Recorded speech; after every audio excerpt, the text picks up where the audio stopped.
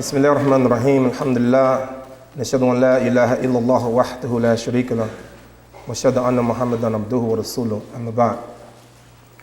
Brothers and sisters, I ask Allah subhanahu wa ta'ala to bless me at this moment to be able to articulate what I feel inside, that we could help you inshallah on the way to your progression to become better at what you are.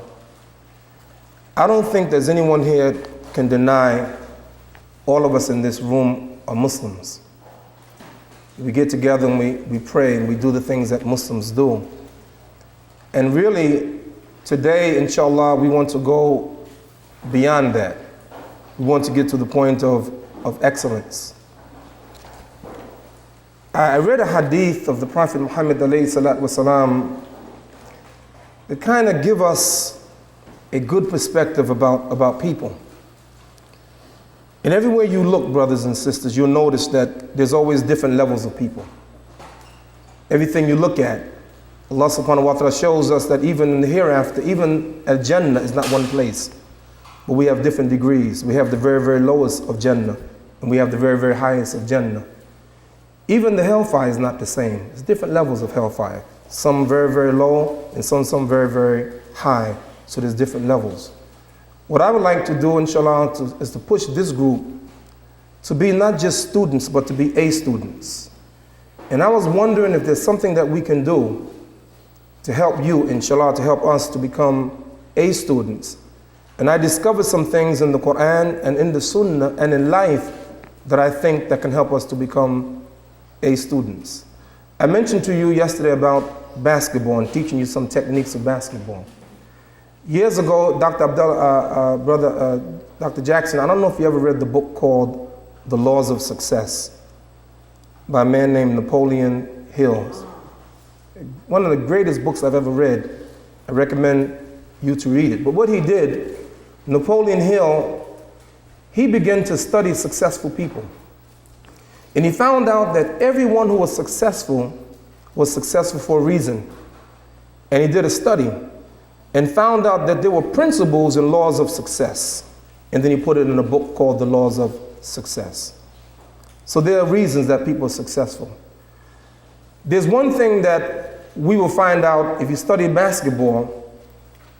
Every coach will agree that there's two things that you can't teach.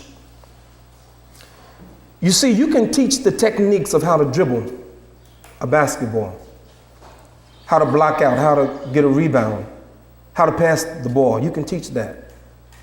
But there's two things universally that every coach agrees. One, you can't teach size, and you can't teach speed. I can teach you a crossover dribble, but none does it better than Ivan Allison. What's his name? Allen Iverson. From Philly. He's swift. He's fast. And you can't teach that. It's God-given. And really, Pervez, I don't care how much I train you, brother, how to play basketball. You'll never be Michael Jordan. You can't. Because there's some things that Allah gave him. Shaquille O'Neal, Allah gave him that gift.